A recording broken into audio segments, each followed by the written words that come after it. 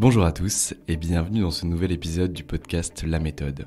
Je m'appelle Valentin Tonti-Bernard et j'ai décidé de créer ce podcast pour vous permettre de découvrir la vie et les problématiques des avocats et de leur cabinet.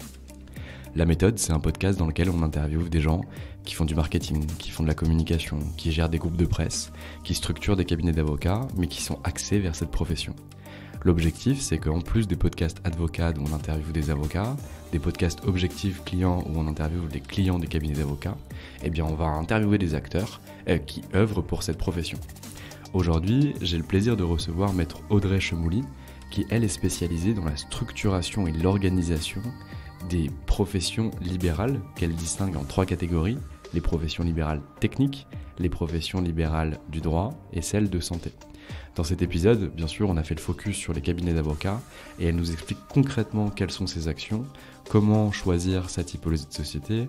Elle nous a également expliqué l'arbre de décision qu'elle avait mis en place et en gros, on parle de structuration avec elle et du marché des avocats.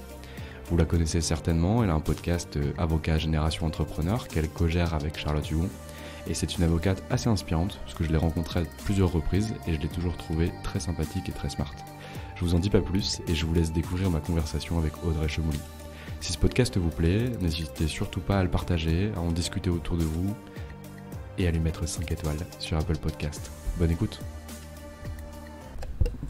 Eh bien écoute, bonjour Audrey Chemouli, je suis ravi de te recevoir dans ce podcast. Tu connais bien cet exercice parce que toi aussi tu en as un. Majoritairement tu es derrière le micro à poser les questions, mais aujourd'hui c'est toi qui vas devoir répondre à ces questions. Bonjour Audrey Chemouli. Bonjour Valentin. Alors, on s'est rencontrés il y a de ça 2 ans. Quand je lançais mon activité, je t'ai appelé pour prendre des informations un petit peu sur le métier. Je t'ai posé des questions, t'as été super sympa. Pendant 2 ans, on s'est pas trop vus parce qu'on a chacun beaucoup de travail de notre côté. Et je me suis dit qu'il était temps que tu viennes parler un petit peu de la structuration des cabinets d'avocats, des modalités d'association et de ce qu'on pouvait faire en place. Mais avant ça, je préférerais un petit peu qu'on puisse te découvrir, même si beaucoup de gens te connaissent déjà, et qu'on puisse un petit peu parler de ton parcours. Audrey, tu es avocate aujourd'hui, mais tu n'as pas toujours été avocate. Qu'est-ce que tu faisais avant? Pourquoi tu es devenue avocate? Raconte-nous un peu ton histoire. Je ne sais pas si ça a un intérêt de remonter trop loin, mais en gros, comme tout le monde, je fais mes études de droit que j'ai fait entre Paris et Aix-Marseille. Et j'arrive au moment de la crise. Donc moi, je voulais faire du M&A et j'arrive au moment de la crise de 2008 sur le marché du travail. Et le premier cabinet, donc le stage final, dans lequel tu dois être... a priori, tu as des chances d'être embauché. Quand moi, je suis arrivée, c'était un gros cab. Ils ont fait partir, tu vois, genre 30 personnes de l'équipe M&A. Donc, je me suis dit que ça allait probablement pas être moi la prochaine embauchée. Et donc, je me suis tournée vers un truc qui était plus à propos à l'époque, qui était le restructuring et les procédures collectives. Là, j'y ai passé 1 an dans un cabinet plus petit avec... une star à l'époque de cette matière-là et pour des raisons personnelles j'ai démissionné et du coup à la rentrée de septembre j'étais pas à l'endroit où je voulais puisque je devais déménager, etc. Et puis les projets ont fait que finalement ça n'a pas abouti et comme j'étais un peu triste et déprimée en septembre puisque mes projets n'étaient pas ceux que j'avais décidé, je me suis retrouvée sans job.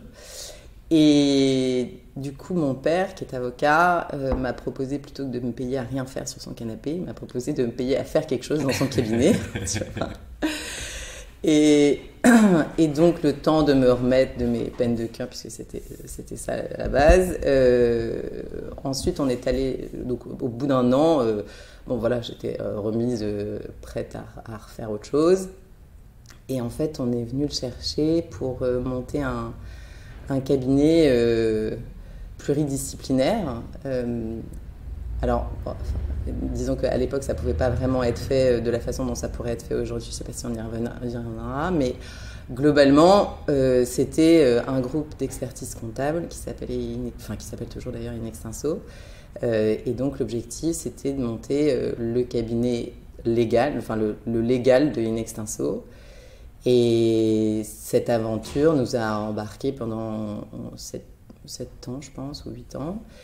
Et Et après, le temps de la mise en place, ça a été assez long. Et au moment du confinement, moi, parallèlement à ça, je m'étais pas mal investie. J'avais continué le M&A, puisque dans le groupe Inextinso, il y a une branche Inextinso Finance et Transmission, qui est une branche, qui était une boutique M&A qui a été rachetée par le groupe. Et c'est des gens qui m'ont permis d'être sur des deals probablement auxquels j'aurais pas eu accès si j'avais été toute seule dans mon cabinet. Et donc, ils m'ont fait confiance, ce qui fait que moi, j'ai pris plus confiance, puisque les deals, je les gérais toute seule. C'était du small cap, donc entre 2 et 15 millions d'euros. Donc, c'était des beaux deals pour moi à l'époque. Et donc, chemin faisant, j'ai continué à perfectionner le M&A Private Equity grâce à eux et au groupe. Et ensuite, je me suis investie pas mal dans les instances de la profession, auprès d'une association, d'un syndicat d'avocats qui s'appelle les Avocats Conseils d'entreprise ACE, et auprès du Conseil national des barreaux, où j'ai été élue pendant 3 ans. Et là, c'était intéressant parce que du coup, j'ai repris un peu les commissions qui parlaient de la structuration des cabinets d'avocats. Et ça faisait écho à ce que je faisais pour mes clients classiques, entre guillemets. Et ce qui était intéressant, c'est que moi, j'avais un profil M&A, tu vois, très classique. Et donc, tous les montages qui étaient en train d'être faits, parce que, en fait, à l'époque, dans les cabinets d'avocats, tu faisais une SCP, tu rentrais dans ta SCP, tu mourais dans ta SCP. Et aujourd'hui, c'est plus du tout le cas. Et non seulement c'est plus le cas parce que les associés changent beaucoup plus, mais c'est plus non plus le cas parce que les associations se perfectionnent en termes de technicité du vecteur juridique. Et donc, les besoins ont un peu changé. Je veux dire, pour les profils de professionnels qui peuvent accompagner ces gens-là. Et donc, moi, ça m'a beaucoup intéressée parce que c'est toujours très intéressant de voir ce que font les confrères, de ce à quoi ils pensent, quel est l'état du marché. Tu vois, c'est une sorte de sensibilité accrue que tu as. Donc ça m'a beaucoup plu. Et ensuite, au moment du confinement, l'association dans laquelle j'étais, donc avec le groupe Inextinso, entre les associés du cabinet d'avocats, il y a eu des dissensions. Comme ça arrivait assez souvent dans les cabinets d'avocats au moment du confinement. Nous, ça s'est plutôt bien passé. C'est juste qu'après, il y avait plus les mêmes objectifs. Et donc, moi, j'ai eu envie de remonter, donc, il y a 1 an et demi, à un cabinet qui était axé exclusivement sur l'accompagnement des professions libérales. Puisqu'en fait, je me suis rendu compte que toutes les problématiques étaient communes. Puisqu'il y a 3 grandes familles, ceux qu'on appelle les professions techniques, les professions de santé et les professions du droit. Et en fait, on a tous les mêmes problèmes, c'est-à-dire comment de management, puisque à la base, tout le monde a été formé pendant 10 ans pendant les études. Ensuite, pendant 10 ans, tu apprends à faire ton métier. Et après ces 10 ans-là, tu as envie de monter ton truc. Alors, bon, c'est plus ou moins rapide pour d'autres. Mais globalement, l'idée, c'est de dire que jamais personne ne nous a formés à faire du business développement, à digitaliser, à rentabiliser ou à avoir les agrégats de rentabilisation d'un cabinet d'avocats. Et donc, je me suis dit que comme les problématiques étaient communes, moi, je pouvais répondre à un certain nombre d'entre elles, notamment pour le juridique. Et voilà comment ça a commencé. Voilà. Trop chouette. Donc du coup, si je synthétise et que je résume bien, tu fais du M&A, tu t'orientes vers le M&A, tu as des problématiques, du coup tu rejoins le cabinet de ton père, tu découvres le CNB, tu découvres l'ACE, tu te rends compte des difficultés qu'il y a sur le marché des avocats, notamment liées à la structuration des entreprises, au développement et à leur formation finalement. Et là tu te dis ok, il y a un créneau, j'y vais. Ouais, exactement. Très clair. C'est ça. Parfait. Et donc, tu décides d'y aller, mais entre le fait de voir qu'il y a une possibilité de marché, qu'il y a quelque chose à faire, et le fait d'y aller, il y a quand même un gap qui est important, parce qu'on a tous entendu des gens qui nous parlent beaucoup des idées qu'ils peuvent avoir, et finalement, il n'y a rien qui se passe derrière. Toi, concrètement, ça se passe très rapidement. Tu décides de t'installer et tu y vas. Est-ce que tu peux nous expliquer un petit peu comment tu as fait ? Après, moi, c'était facile ou pas, enfin, t'appelles ça comme tu veux, hein, c'était un peu... le confinement, ça nous a tous mis un booster, quoi, tu vois. Donc, moi, j'étais assez confortable dans mon cabinet. Les dossiers arrivaient quand même facilement. Mais en même temps, avec la stabilité, mais aussi l'inertie des grands groupes, tu vois. Et ce qui est super, enfin, franchement, c'est un magnifique groupe, donc c'est pas du tout... c'est juste, moi, j'avais envie de me mettre un peu en danger. Et après, je pense que ça correspond aussi au fait que j'ai 38 ans, donc je suis plus jeune, mais, mais encore un peu. Et tu vois, moi, j'avais, voilà, c'est un peu le saut dans le vide. Donc, le saut dans le vide, c'est l'intérêt du saut dans le vide, c'est que c'est toujours un excellent booster. Et puis, j'ai fait mes enfants. Enfin, tu vois, ça y est, maintenant, je suis prête. Je sais que j'ai envie de ça. Et qu'est-ce que ça donnera à l'avenir, je sais pas. Ouais, on verra.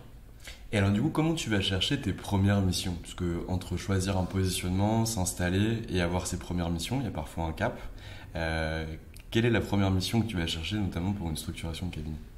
Alors pas le nom du cap, bien sûr. Mais non, mais bien sûr, j'imagine pas que tu me demandais ça. Non, écoute, c'est assez... C'est-à-dire, c'est pas vraiment juste parce que moi, il n'y a pas eu vraiment de jour 1 en termes de mission parce que j'en avais déjà. C'est juste que j'étais pas du tout positionnée dessus. Mon père était très positionné contentieux. Enfin, il faisait aussi du conseil, mais aussi beaucoup de contentieux. Donc, j'ai pas eu le sentiment d'avoir un jour 1, le jour pour aller chercher mon premier client. Tu vois, c'était pas ça mon truc. Mon truc, c'était...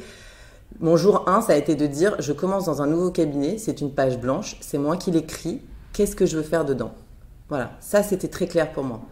Donc ce qui était très clair pour moi, c'était de dire que, enfin le postulat de départ, c'était de dire, ces professions ont toutes les mêmes problématiques, mais ne se reconnaissent pas nécessairement entre elles. La deuxième question, c'était, est-ce que, fort de ce constat, du coup, tu choisis pas la facilité, ou pas la facilité, enfin, tu choisis pas de te dire que du coup, tu ne te concentres que sur une seule profession? Je voulais pas.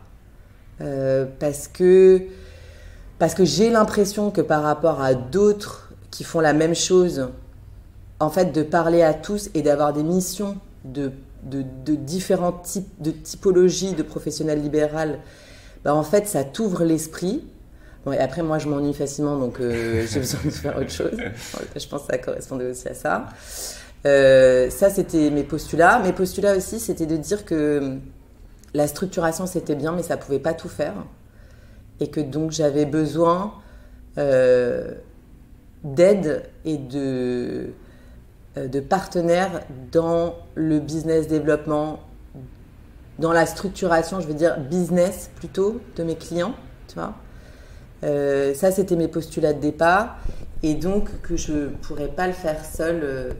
Tu vois, je ne pourrais pas le faire seule. À un moment donné, il faudrait que je m'associe d'une façon ou d'une autre. Et voilà. Et donc, après, j'aimerais bien qu'on aboutisse à développer le cabinet pour que il y ait tu sais, la fameuse maison où tu peux avoir tout, tu vois, tu peux avoir ton juridique, tu peux avoir ton comptable, tu peux avoir... Parce qu'en fait, je pense vraiment que c'est devenu tellement compliqué que si tu as 110 applications, 400 interlocuteurs, en fait, tu n'arrives plus au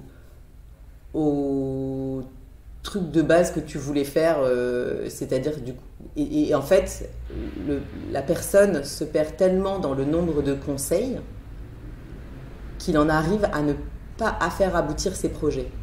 Et je trouve que ce qui est difficile dans les métiers de conseil, que ce soit le mien ou le tien, c'est de faire que, c'est pas de faire bien ton travail en fait, parce que ça c'est un postulat de base, c'est que ton client à un moment donné ait l'impression d'avoir avancé grâce à toi.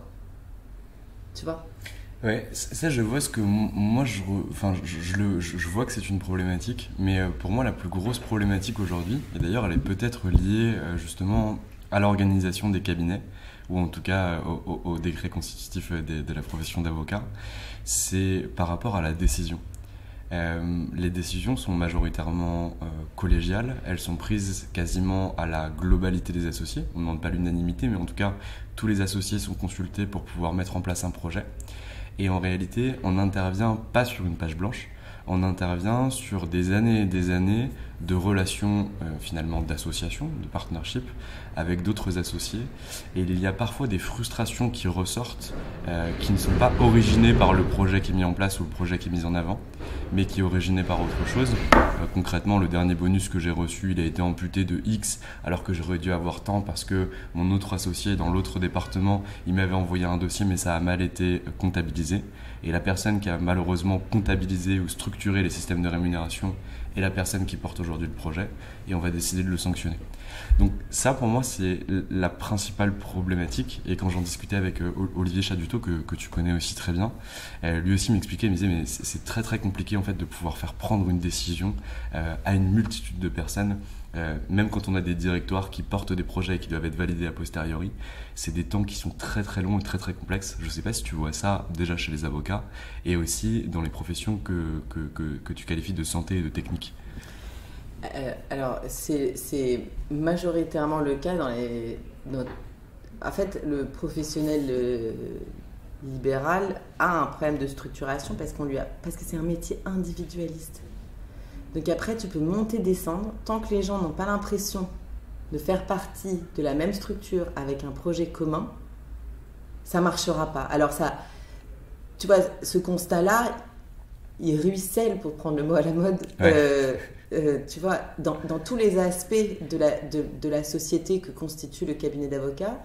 Il ruisselle dans la façon dont sont composées les rémunérations.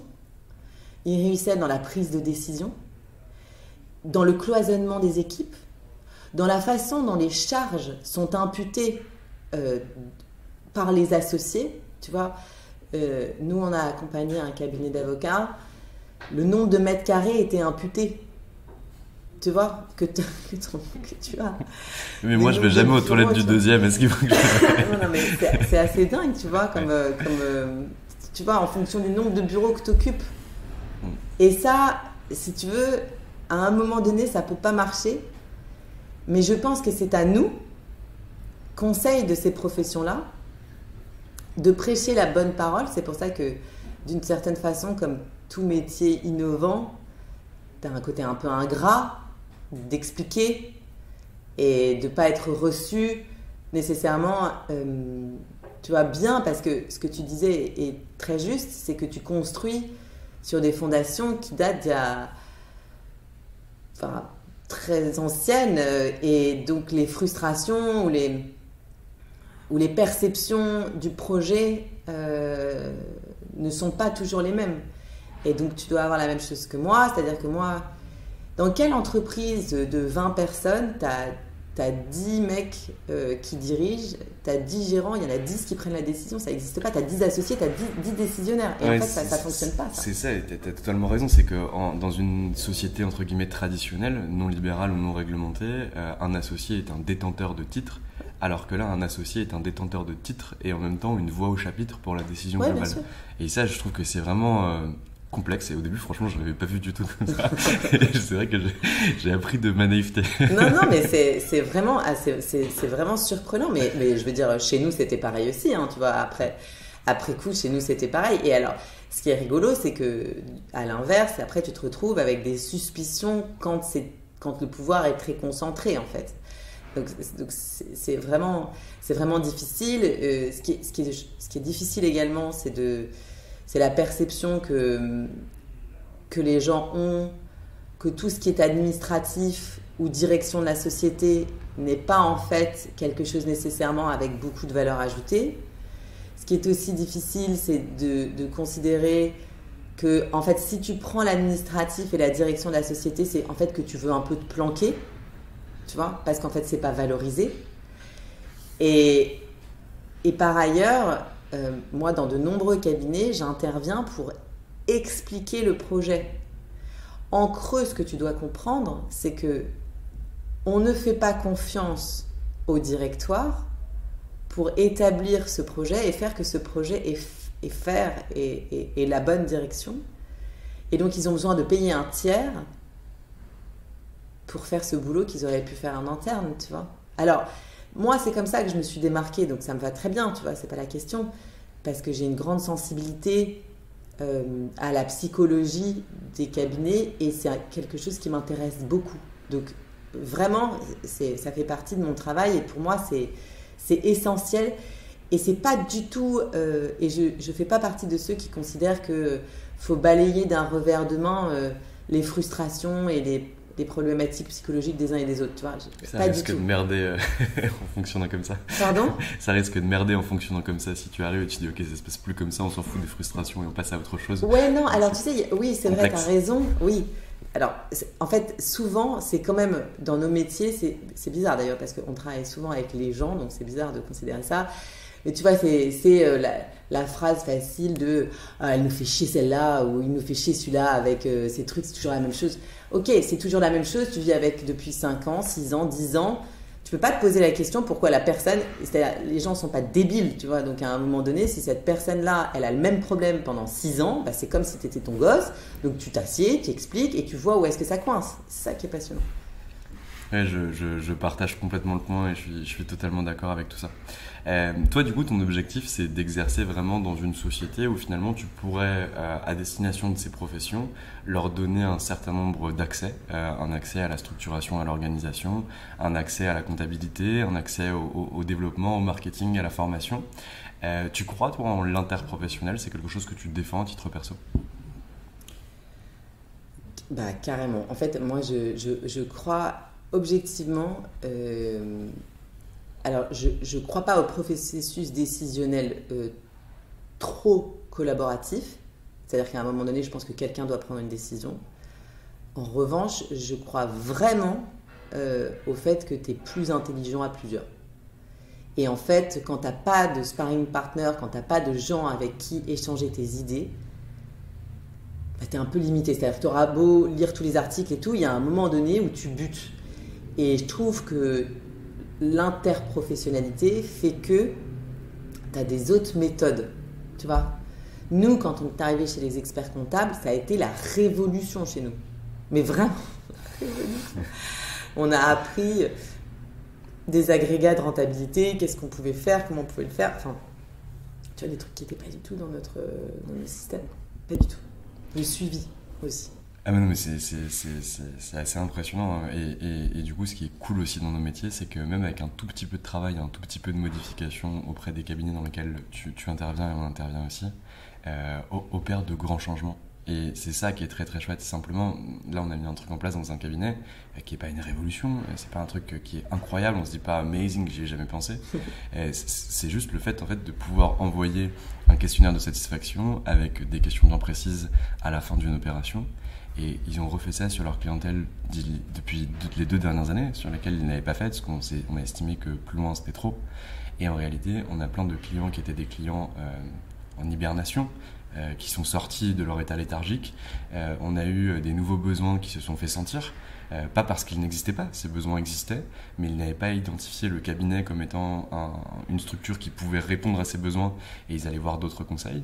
Et donc, grâce à un petit modèle de mail et un petit questionnaire et un process pour le traiter a posteriori, et on a eu un chiffre d'affaires qui a été généré, qui était incroyable, et surtout un business relationnel qui s'est recréé avec des gens qui s'étaient endormis. Mmh. Et donc on a vraiment un impact de dingue, même avec des tout petits changements, et c'est ça que je trouve incroyable dans cette profession. Ah oui, c'est sûr, bah, c'est-à-dire, oui, c'est aussi le constat qu'on est un peu loin. Ouais, oh. mais l'avantage, c'est que... L'avantage, c'est que tu rattrapes plus vite. Exactement, et surtout, en fait, on va pas refaire les hiérarchies des avocats, ceux qui ont des difficultés financières, ceux qui s'en sortent très bien et ceux qui s'en sortent vraiment très très bien. Mais en réalité, globalement, quand on prend... Nous, on s'adresse majoritairement, quasi exclusivement aux avocats d'affaires. Quand tu regardes les avocats d'affaires, ils font déjà du chiffre.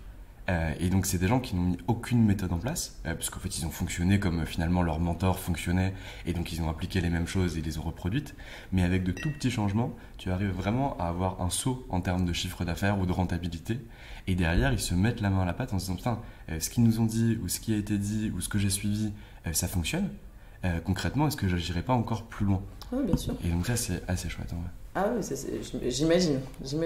Alors, du coup, tu nous disais au départ que quand toi tu es arrivé dans la profession, en gros, c'était SCP, on se posait même pas la question et ça t'est mis en place. Aujourd'hui, tu participes à des créations novatrices, notamment de structuration sociétaire auprès des avocats.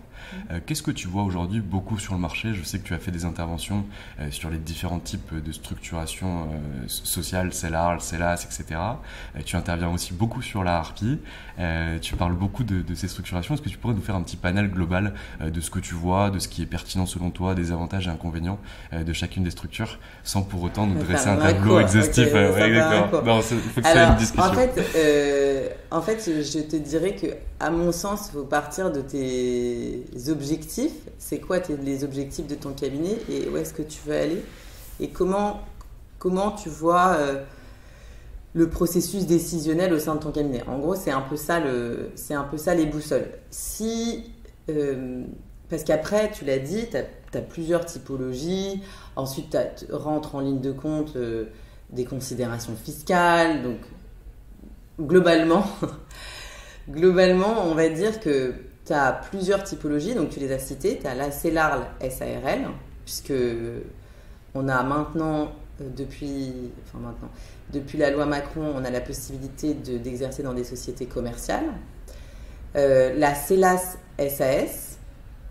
Ensuite, tu as la harpie. Et ensuite, tu as toutes les sociétés de moyens qui ne sont pas des sociétés d'exercice. Donc, tout ce qui est GIE, SCM, etc. Exactement.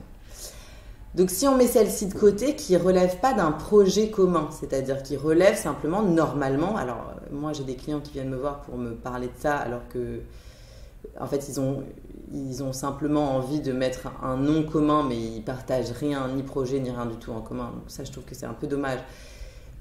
Et donc, comme on est là pour parler de projet, on va dire que ces sociétés-là, on les met de côté, parce que normalement, si elles ne sont pas dévoyées, c'est du partage de moyens.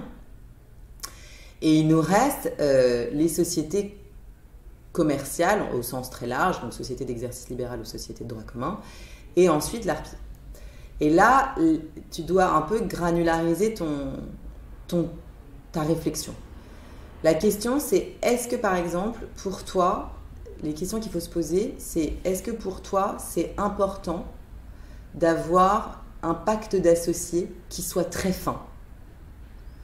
C'est-à-dire que tu as besoin d'avoir des droits préférentiels, tu as besoin d'avoir des hiérarchies dans les décisions, tu as besoin d'avoir des comités, tu vois? Est-ce que tu as besoin de ça? Si tu as besoin de ça, a priori, tu vas un peu sortir de ta réflexion la CELARL et la SARL. Okay? Ensuite, tu vas te poser la question de savoir est-ce que tes associés sont prêts à être inconfortables sur le statut fiscal de leur rémunération?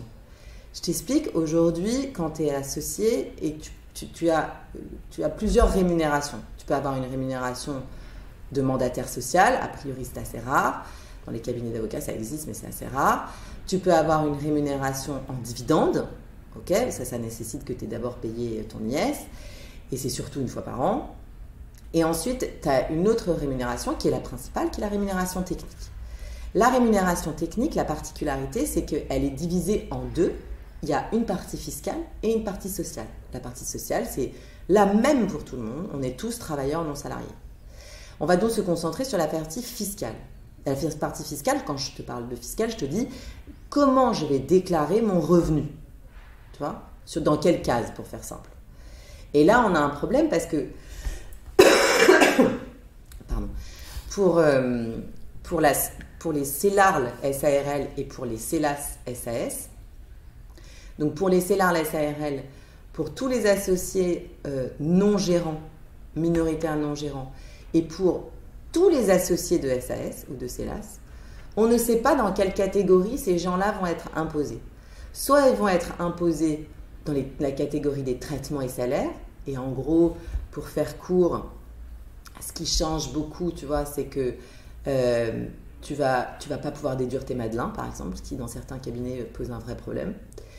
Et ensuite, tu as une seconde, tu pourrais aussi opter pour imposer ces mêmes rémunérations, tu pourrais opter pour les imposer dans la catégorie des bénéfices non commerciaux, des BNC. Et là, tu peux déduire tes madelins, mais en revanche, tu es obligé de faire une déclaration tout seul, c'est-à-dire une 2035.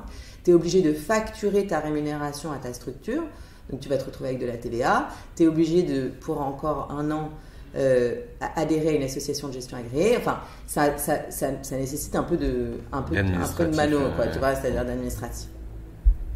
Et la différence entre ces deux choses-là, c'est que l'administration fiscale, dans sa doctrine, dit que c'est du traitement et salaire, que pour ces associés-là, leur rémunération, c'est du traitement et salaire. Et elle dit à l'inverse, la jurisprudence du Conseil d'État dit exactement l'inverse, dit que c'est du BNC. Donc en gros, si tu veux, pour te faire simple, un truc qui n'est pas simple, pour simplifier quelque chose qui n'est pas simple, dans tous les cabinets où j'ai droit des affres fiscales, ça pose cette difficulté-là, cette incertitude-là n'est pas une difficulté, parce que c'est quelque chose dont ils appréhendent le risque.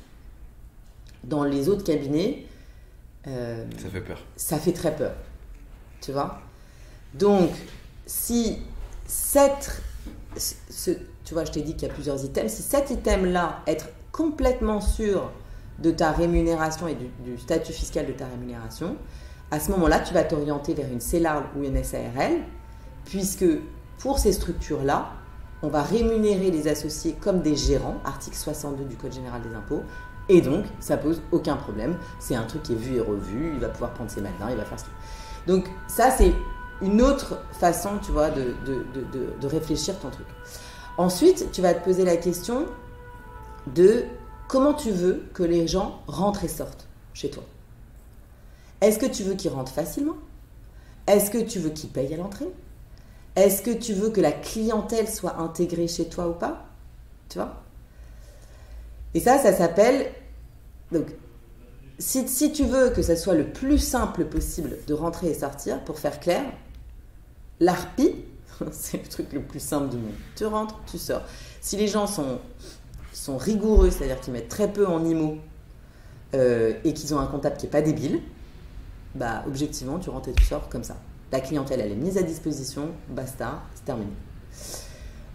C'est plus difficile dans les structures de capitaux, puisque là se pose la question de savoir si tu fais un apport, si tu fais une cession de ta clientèle, si tu fais un commodat. Une fois que tu as intégré, que tu es intégré dans la structure, comment t'intègres ? Est-ce que tu as payé ? Est-ce que tu n'as pas payé ? Est-ce que la structure est jeune ? Est-ce qu'elle n'est pas jeune ? Donc ça, c'est des problématiques, et disons, pour faire simple, c'est des problématiques qui se traitent juridiquement, mais qui ne sont pas aussi simples que l'ARPI. Voilà, on va dire ça comme ça. Et ensuite, tu peux aussi te poser la question de savoir si tu as envie de développer une activité commerciale accessoire, tu vois, une activité connexe.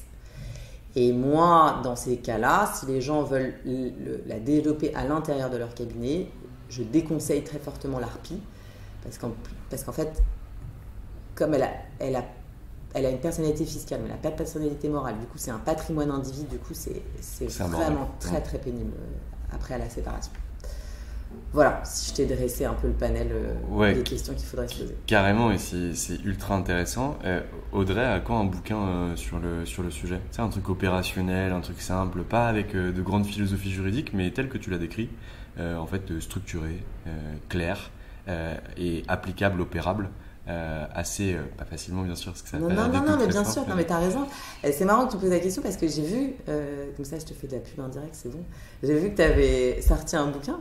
Ouais, mais alors ça... non, rien à voir. non on s'en fout. Non mais ce que je veux te dire c'est que j'ai trouvé rien à voir. Ce que je veux dire c'est que t'as peut-être écrit le petit pousset tu vois, revu le petit chaperon rouge, j'en sais rien, mais ce que je veux dire c'est que j'ai trouvé intéressant qu'à un moment donné, comme je suis tes posts, je me suis demandé à quel moment tu figeais un peu, mais tu prends un énorme risque de figer une doctrine.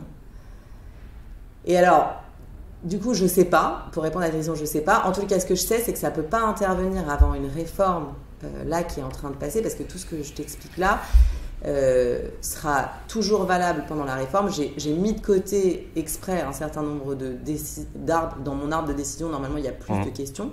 Mais en fait, il y a une réforme de la structuration des professions libérales qui est en train d'intervenir là, sur lesquelles on travaille tous. Et on renvoie à la DGE dans pas longtemps notre copie. Donc ça ne sera pas pour tout de suite. Mais c'est super chouette, parce que moi je m'inspire. Il y a un avocat qui est assez controversé. Il y a eu un article il n'y a pas longtemps dans Libération, mais qui sur le plan technique et spirituel, en tout cas de son activité, de la façon dont il a réfléchi, dont il l'a organisé, m'intéresse beaucoup. C'est Alain Bensoussan. Ouais, et lui, il a écrit 13 livres dans sa vie. Et aujourd'hui, il a encore 4 livres qu'il a écrits pour le plus ancien, je crois, il y a plus de 35 ans. Et qui est aujourd'hui encore une ligne de profit à part entière au sein de son secteur d'activité. C'est-à-dire qu'il a écrit 4 bouquins qui ont fonctionné, des bouquins qui n'ont pas du tout fonctionné. Le droit du nucléaire, il pensait que ça allait être un truc révolutionnaire, et finalement ça n'a jamais pris. Mais il a écrit sur le droit du numérique, le droit de la robotique, le droit des télécoms, et le droit de l'internet, possiblement, je suis pas sûr, il faudra vérifier. Et aujourd'hui, c'est encore, quand on regarde les centres de profit au niveau de son bilan et au niveau de ses résultats, c'est les 4 grandes activités qui sortent aujourd'hui. Et quand alors, moi j'ai écrit un bouquin sur le handicap et la résilience, donc du coup c'est un peu sorti. À un moment donné, tu fiches ta réflexion. Tu prends du temps aussi. Ça prend du temps. Ouais, ça prend carrément du temps, mais moi je me dis qu'un truc comme quoi, c'est aussi tu t'instaures comme étant la référence, ou en tout cas l'une des références, mais qui a fait un travail supplémentaire aux autres, c'est-à-dire vulgariser, synthétiser et faire un travail de pédagogie énorme, parce que c'est extrêmement complexe pour expliquer ce genre de choses sur un bouquin assez facilement, et tu apposes ton nom sur ce pan du droit. Et je trouve que c'est assez incroyable. Je sais pas si tu as la même réflexion, c'est peut-être une ça me paraît un peu titanesque, mais tu sais, peut-être que ça, finalement, je vais m'y mettre. À cause de toi ou grâce à toi, je sais pas. Je sais pas, peut-être que tes amis diront à cause, et peut-être que tes futurs clients diront grâce. Exactement. Ok. Aujourd'hui, du coup, ça fait déjà donc depuis le Covid plus de 2 ans que tu as monté ton activité. Tu avais déjà des dossiers sur le sujet avant. Aujourd'hui, c'est quoi tes objectifs à venir ? Où est-ce que tu veux aller ? Qu'est-ce que tu veux faire ?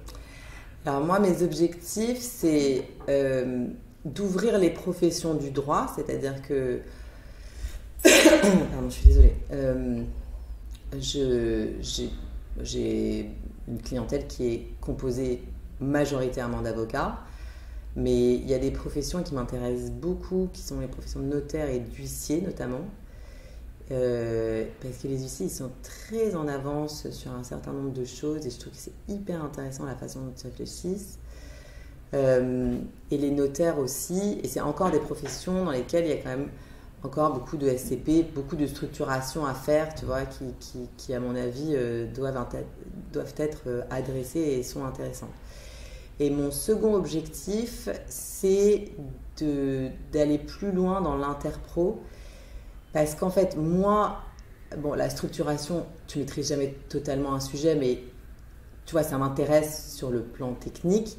Mais ce qui m'a beaucoup intéressé, en fait, ce qui a probablement été mon fuel, mon énergie, tu vois, c'était l'entrepreneuriat qu'il y avait derrière. Enfin, je sais pas comment dire, le projet, qu'est-ce que ça veut dire un projet ?